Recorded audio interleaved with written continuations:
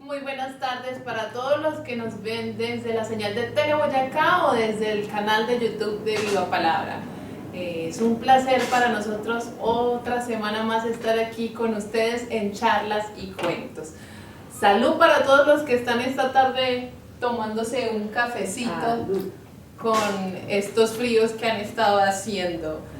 Bueno, ante todo, primero comenzar con un poco de la programación que tendremos esta semana en Viva Palabra. Vamos a tener a una maravillosa cuentera graduada de la escuela, Juliana Marín, que nos va a presentar un espectáculo que yo digo que el nombre va a atraer a las personas a esta sala. Se llama ¿Cómo viajar el mundo sin dinero? Yo también quiero saber cómo es que hacen eso, porque muy bueno explorar el mundo y no tener que gastar un peso, ¿sí o no?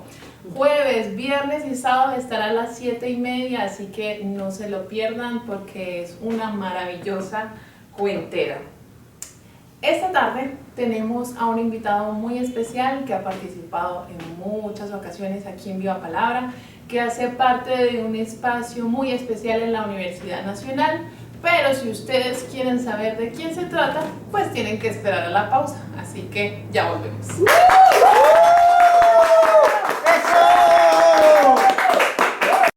Te invitamos a que seas un constructor de este sueño.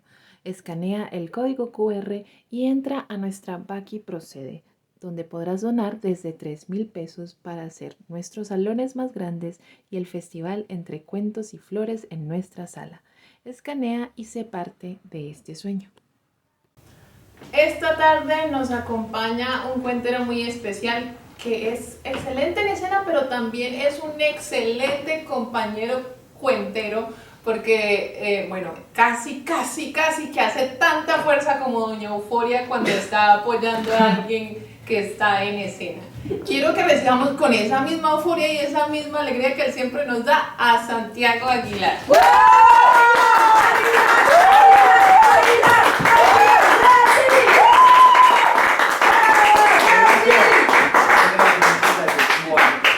Santi, qué bueno tenerte aquí. Muchas gracias por recibirme. Cuéntame, vamos a empezar con la pregunta clásica. ¿Cómo llegaste a la cuentería? ¿Cómo llegaron los cuentos a ti? Bueno, los cuentos llegaron a mí de una forma muy particular. Yo apenas estaba como en mi primer semestre y había dos amigos que ya habían entrado a cuentería. Una muchacha que me gustaba en particular y él. Entonces, como uno es bobo y uno está primíparo, uno dice, bueno, la forma de caerle será entrar al mismo grupo. Y pues al segundo semestre yo me metí al grupo de cuentería y resultó cuando yo le había llamado que ella ya se había salido. Y entonces yo dije, no, pues ya me tocó salirme, yo no voy a entrar, pero como era justamente en un hueco que me quedaba de la universidad, yo tenía ese espacio, yo dije, bueno, voy a ir a la primera clase a ver qué pasa.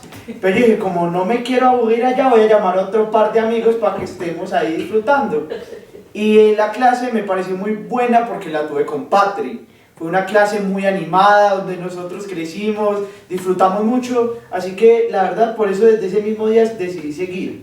Y fue como algo muy bonito, fue un espacio que me alegraba las tardes, me alegraba el tiempo de la universidad y me ayudaba a mantenerme con ánimos. Pero me parece que increíble, la cuentería trajo un cuento detrás, es decir, entró de una forma que uno nunca esperaría a la cuentería.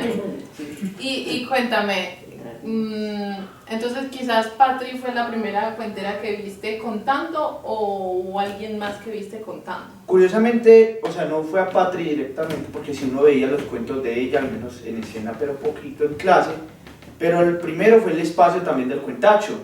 Yo el primer cuentero que vi fue a Corderito. Y por eso también como me imagino la escena conocerá, yo tengo una gran fanaticada por Corderito.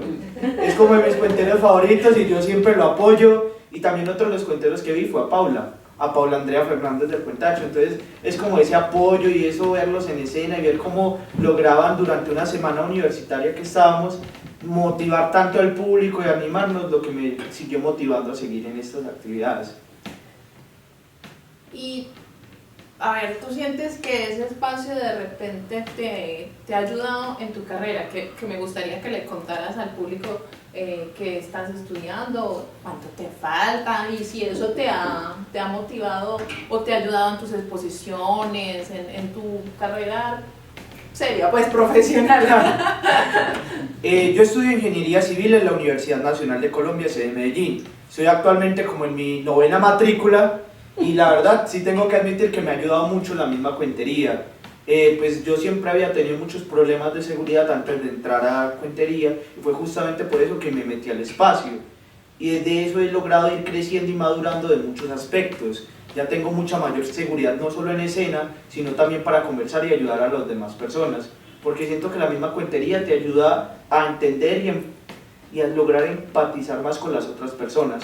Porque no solo te paras a escucharlas, sino que también puedes, con lo que lo escuchas, darles una respuesta más íntima. Y desde ahí también es que luego llegó la etapa de ahora soy representante de la carrera de Ingeniería Civil dentro de la Nacional. Y después, un semestre justo de forma muy curiosa, ya soy monitor de la materia de Geología Aplicada. Wow. Y eso también es mucho gracias a las habilidades comunicativas que logré desarrollar dentro del espacio. Pero es que además Santi el año pasado, él no le gusta chicanear tanto, ahí apenas nos nombró. El año pasado se ganó un diploma en la Universidad Nacional por la constancia con la que este hombre va a este espacio del Cuentacho. Cuéntame, ¿qué ha significado ese espacio? Porque tanta disciplina quiere decir que es un espacio importante para ti. Ese espacio significa mucho para mí, es parte de mi alma. O sea, yo amo el Cuentacho, amo las personas que estamos ahí partícipes y amo el público que siempre va y nos ve. Es muy bonito mantenerlo porque es un espacio que actualmente este año va a cumplir 16 años. Llevamos muchos años haciendo cuentos, hay muchos grandes cuenteros que han hecho parte del espacio, entre ellos Bencho, El Oso, Wilmar. Es muy bonito y es también pasar la palabra, pasar la fuerza y mantener vivo este espacio porque se necesita arte en las universidades. Se necesita más en una universidad tan llena de ingenierías, tan llena de simplemente mentes robotizadas que van y solo estudian cálculo en las tardes. Se necesita también esas personas que se dan un momento para soñar, un momento para vivir otras historias y para sentir. Eso es lo más bonito que yo siento del espacio. Y además yo siento que hay muchos cuenteros en la universidad que estudian ingeniería y quizás es por eso, porque mueve el lado artístico, el lado sensible de uno, que no es algo que se ve en esas carreras. Y cuéntame, ¿cómo te has sentido contando? Es decir, has estado en otros espacios además del Cuentacho. ¿Cómo te has sentido en esos espacios contando tus cuentos? Yo me he sentido bien. Antes es algo como, bueno, no voy a decir que no y todos los cuentos me entenderán, es como ese miedo también que a uno le da, como ese medio pánico escénico, pero como ese que se siente bacano, como ese tensionadito bacano, así le llamo yo, porque uno se siente tensionado pero al mismo tiempo con unas ansias de pararse en el escenario. Pues me he logrado parar en muchos otros espacios. Con el Cuentacho hemos ido muchas veces a Girardota, ya hemos ido 2 años, a las diferentes estaciones agrarias, me he podido parar también en el parque ecológico. Estuve durante el año pasado aquí en Viva Palabra haciendo un semestre y me he permitido también pararme muchas veces aquí en los diferentes festivales. No he ganado ninguna en mis categorías, pero sí lo sigo intentando.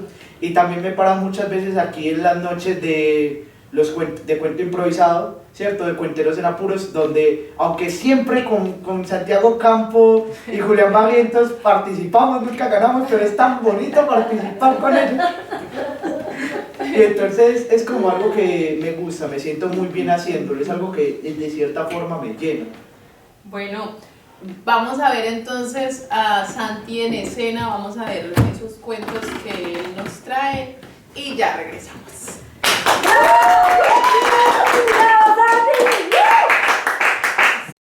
En Dulce Artesana Café y Repostería Artesanal convertimos el amor en dulzura y nuestros ingredientes en porciones de felicidad.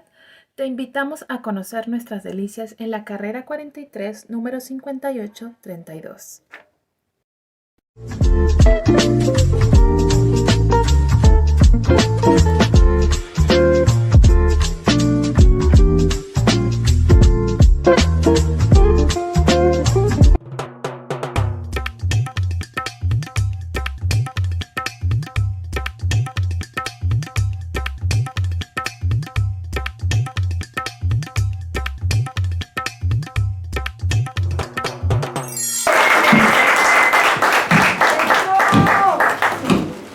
Muy buenas noches, ¿cómo están? Muy bien. Me alegra. Yo les cuento que la vida es un milagro. Y esa no es solo una típica frase de cajón que pone tu tía en el Facebook junto con una imagen de violín, sino que esta frase, aunque uno no lo crea, es la realidad de muchas personas aquí en Colombia. Y más por todo ese conflicto, como nos contó Imelda. Un conflicto que nos dimensiona tanto y nos llega a tantas personas. Por ejemplo, esta historia se sitúa en una época donde se enfrentaban los godos contra los liberales. Aunque bueno, si yo solo les digo eso, estaría redundante. Mejor les digo que este conflicto sucedió en una época donde aquellos ríos azules se tornaron rojos por la sangre. Una época muy fuerte, en donde allá, en un pueblo antioqueño, Zaragoza, vivía una familia encabezada principalmente por un doctor que era un teso. Era de los más capaces en el pueblo de aliviar todos los males. Y sobre todo, era de esos médicos que un día te estaba arreglando un dolor de pierna y al otro, si veía que tenías una situación que no se podía curar, te llevaba a un lugar y te decía que te hicieras baños de sol para curarte de todos tus dolores. Es que era yerbatero, era médico y era boticario. Era un teso. Y él, por el otro lado, su esposa era una maestra de primaria. Que si esta muchacha no me deja mentirle, esos profesores se reparten todas las clases. Prácticamente pareciera que solamente hay un docente en el kinder o en primaria, porque ella daba todas las clases. Ella daba esas clases cantando y jugando, y no poniendo canciones como la que estaban escuchando de fondo de reggaetón. No, en esa época no existía, sino que ella cantaba esas canciones de Pinocho, canciones muy bonitas, canciones de un curita de velita, canciones que siempre le llegaban a todos esos niños al corazón. Y ella cuidaba muy felizmente de sus 3 hijos, Elkin, que ya tenía 15 años, Luis Felipe, y por el otro lado, de Gladys, que era una bebé que apenas había nacido. Ellos vivían en una casa muy enorme, tenía unas 5 habitaciones, de la cual se destacaba aquella habitación del final, donde tenían un espacio exacto para rezar. O bueno, eso era lo que decía doña Teresita, porque los otros muchachos solamente se la pasaban jugando y molestando cuando iban allá a rezar. Entonces, esa casa estaba llena de amor, de cariño, de felicidad. Hasta que un día llegó un viejo amigo de don Carlos.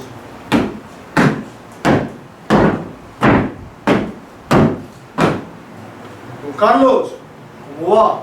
Mire, yo le tengo un mensaje.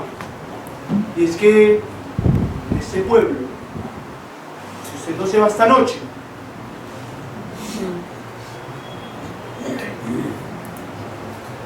no tengo que explicarle, señor.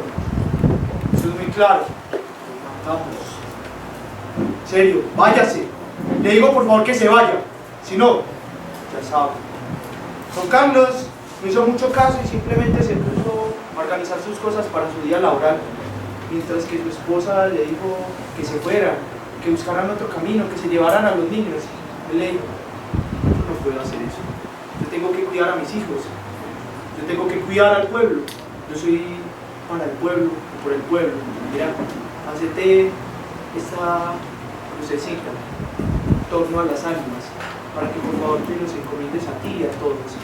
Que yo me tengo que ir para cuidar de los demás, pero no quiero que ellos no estén bajo mi cuidado. ¿Sabes? Que aunque todo lo malo les pase, siempre me van a tener a mí a su lado. Y así, don Carlos empezó la ira. Y mientras ella se quedó, doña Teresa sola en esa habitación, en esa casa, bien preocupada. Y como todas las mamás, mientras estaba preocupada, se puso a estregar. Se puso a estregue esos platos. Y entonces mientras iba estregando, uno de esos muchachitos le dijo que le organizara el pelo. Entonces era estregue, pelo al niño. Estrego, si se la sabe, cártela. Estrego, pelo al niño. Estrego, adelantada.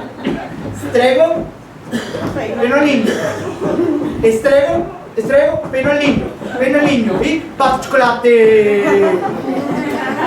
Eso era lo que ella hacía como para desestresarse, para quitarse toda esa preocupación. hasta que vio que del alba se iba haciendo la hora y aún no había llegado a don Carlos. Muy preocupada porque a lo lejos solamente se fueron llegando y escuchando eso. Ella sabía lo que se venía, así que cogió un machete que había, se lo entregó a su hijo mayor y le dijo: Elki, hoy usted convertirse en hombre, papito. Cogió a los dos y a su bebé y se los fue llevando a aquella habitación que les comentaba donde siempre rezaba. Y mientras iban en el camino, uno le iba preguntando: mamá, ¿dónde está papá? Mamá, ¿sabes dónde está papá? Mamá, no nos podemos entrar aquí sin papá. Mamá, decime dónde está papá, mamá. Decime dónde está papá.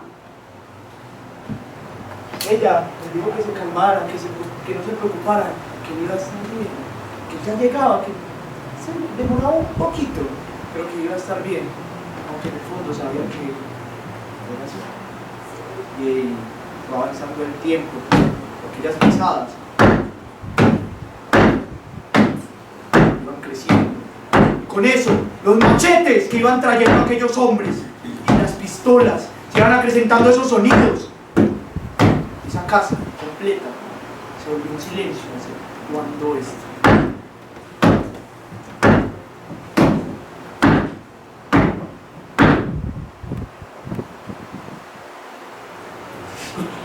El silencio solo lo podían cortar esos machetes y cómo raspaban el viento.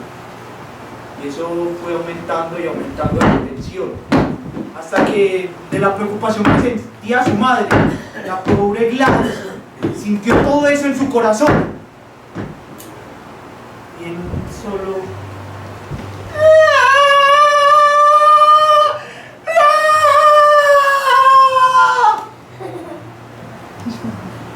en esa casa, aquellos bandidos, aquella chusma, se dio cuenta de dónde estaban. Ahí, en esa habitación, todos se fueron organizando, fueron preparando los machetes, fueron preparando esa sed de sangre, esa violencia que tanto había caracterizado a Colombia. La fueron encarnizando en sus machetes y en su vida.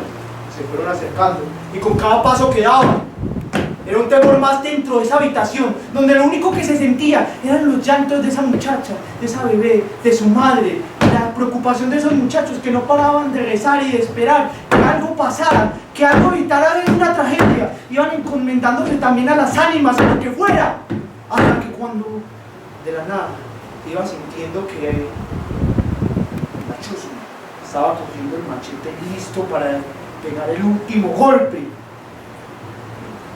¡Oh!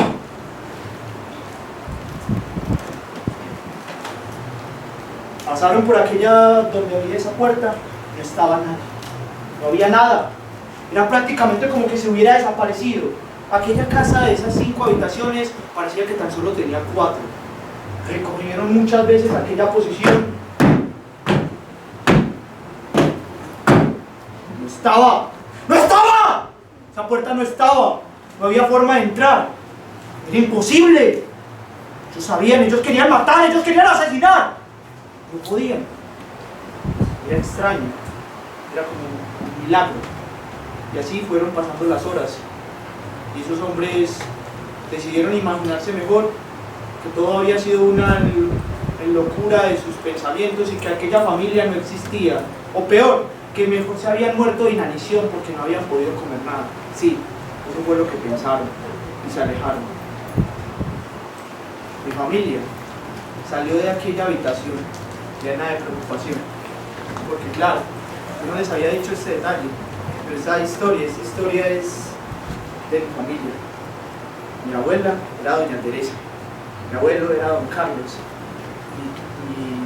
mi tío era Elki, mi padre que está sentado aquí con ustedes, Felipe, y la hija pequeña era Gladys. Esta historia la cuentan ellos y van viendo cómo al salir se iban encontrando con esos charcos de sangre, con esas familias muertas. Por un milagro se encontraron también a don Carlos y en el camino pudieron seguir adelante. Se dieron cuenta y nos damos cuenta con estas tragedias que vivimos los colombianos, que a veces un milagro Un milagro puede salvarnos y traernos aquí a contar en historias y a vivir sueños y esperanzas, porque a veces, sin importar si eres godo, si eres liberal, si eres conservador, si eres del pacto histórico, si te importa cualquier partido político, etc., sin importar que los milagros y las tragedias no tienen color.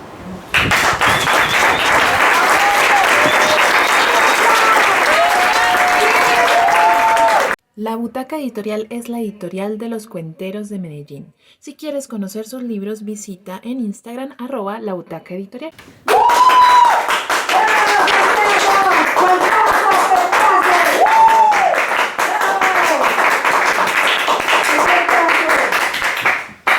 Bueno, a mí me gustaría que habláramos un poquito sobre este cuento, cómo llegó a ti, por qué lo elegiste, o bueno, que dicen que los cuentos lo eligen a uno, ¿por qué este cuento entonces te eligió?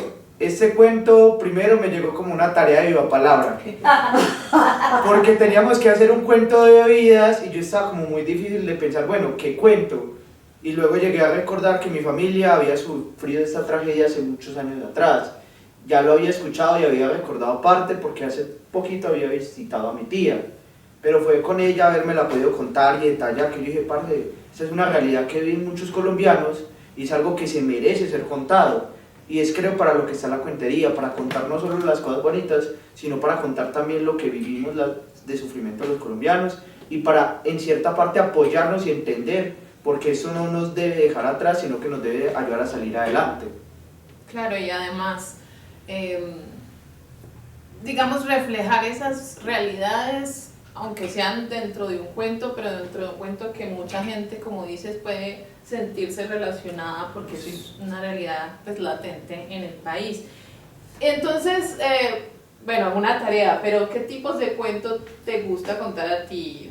¿Crónica o cuentos de autor o te gustan más los tuyos? Cuéntame. Yo sí soy más de cuentos de autor. Desde que empecé sí cogí un cuento de un autor un poquito desconocido y de ahí fui pasando también a varios autores. Yo lo que hago muchas veces era como coger el cuento, irlo transformando como el mío, como lo que se hace mucho desde Viva, irlo volviendo mi propio cuento, ¿cierto? Pero respetando al autor. He contado cuentos de Eduardo Galeano, cuento también otros cuentos de William O. Henry, que es uno que me gusta mucho, La Última Hoja. Ese cuento lo presenté el año pasado en el festival, me encanta. Y en general sí tiendo a contar mucho de ellos, porque me parece que, como dice el mismo J, ya tienen una estructura, son cuentos fijos, y entonces uno puede más fácil transformarlos y encontrar una estructura más determinada. Yo he intentado también contar algunos propios, tengo dos, uno que aún estoy como terminando, bueno, tres, sí cuento también el que acabamos de ver. Tengo uno llamado La Batalla por el Valle de Aburrá, que es entre una abeja y un colibrí. Algunos dirán que es copia. Y otro llamado Encuentros Inesperados. Y esos cuentos son como los que me representan y me gusta mucho que juntar como en cierta parte el humor y al mismo tiempo la tragedia. Me parece que juntamente como esas dos situaciones tan adversas crean algo diferente en escena que nos ayuda a empatizar tanto con el espectador y al mismo tiempo a crecer en base a lo que se dice. Que en parte también eso hace que los momentos trágicos no sean tan duros porque, digamos, se suavizan un poco con este asunto del humor, ¿no? Y Santi, que es tan disciplinado, ¿qué cuenteros lo inspiran? ¿Cuáles son los cuenteros que él dice, yo quisiera ser como este? ¿Qué cuenteros me inspiran? La verdad me inspira mucho, y no porque estemos en Viva, pero me inspira demasiado J. Me inspira mucho J, le tengo una gran admiración por muchos de sus espectáculos, amo demasiado Medellín a solas contigo, ese espectáculo desde el momento que lo vi me llenó. Me encanta El Sobradito de Tren, otro de los cuenteros que sigo admirando desde el momento que la conocí, Carolina Rueda. La admiración que yo le tengo a Carolina es increíble, hasta tomé un curso una vez con ella. Otro, Harry Marín Baos es de mis respetos. La verdad también entre los últimos, entre los que más admiración y algún día me gustaría ser también como ellos, en cierta parte también está Pedro Mario López Delgado y Giovanni. Me parece que son como los cuenteros a los que algún día me gustaría también parecerme. Unos grandes referentes de la cuentería. Él no eligió nada, él eligió solamente a los grandes referentes de la cuentería. Santi, ¿cuáles son tus planes como cuentero? ¿Cuáles son las cosas que quisieras lograr o planes que tienes que nos puedes contar aquí en el programa? La verdad, aún me gustaría ese año dedicarme para poder sacar mi propio montaje, seguirle dedicando a otros cuentos, empezar también a ir a cuento de personaje teatralizado. Me gustaría mucho empezar a ir por esos lados. Sí estoy intentando buscar diferentes estilos, como uno de los cuentos que hice el año pasado fue de comedia, intentarlo llevar también viendo lo que tanto se puede explorar por ahí. Y también otro que hice que me gustó mucho de terror, de justamente uno de terror llamado Los Sonrientes. Me parece que el terror también, desde hace poco que lo empecé a explorar, es un ámbito que uno mientras más lo va inmiscuyendo más puede encontrar historias más bacanas, así que hasta alguna vez como sacar algún especial o algún montaje de terror me parecería muy bacano. Bueno, entonces el hombre quiere seguir experimentando, ya no solamente, pues, como nos decías hace poco en los cuentos improvisados como te hemos visto en Cuenteros en Apuros, sino pues en otros ámbitos, digamos en otros géneros. Esta es la última pregunta. Esos géneros, por cierto, Sí. ¿tienes un género favorito un género o favorito? lo que venga? Sí, como me gusta, en verdad me estoy enamorando del terror y como que yo siento que el terror... Yo creo que sí soy más de lo que venga, o sea, porque, o sea, como con el que me siento acomodado en el momento que quiera contarlo. No es como que, yo solamente voy a contar terror o tales, sino que yo siento que hay momentos para todo. Hay historias que le llegan a uno en el momento adecuado. Entonces, yo no voy a decir que solamente me gusta contar un género, sino como en base a lo que quiera contar en ese momento, lo voy a contar. Ok. Bueno, Santi, qué maravilla tenerte aquí. Siempre se siente el calor humano de Santi, que siempre ha sido como tan especial y tan cercano a Viva Palabra. Y amigos, nos despedimos por el día de hoy. Antes de irme quisiera invitarlos a que se unan a nuestra Vaki. Por aquí les vamos a estar dejando el QR para que esta sala sea una sala mucho más grande, que por cierto muy próximamente se va a inaugurar como tal, que nuestra casa es nuestra casa.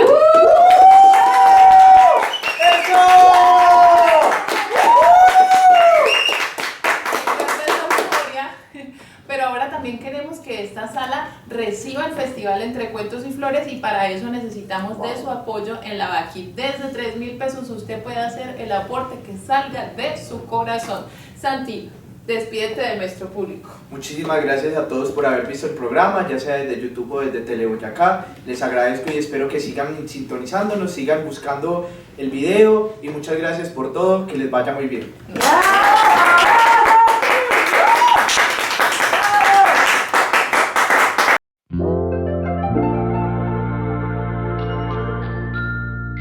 Thank you.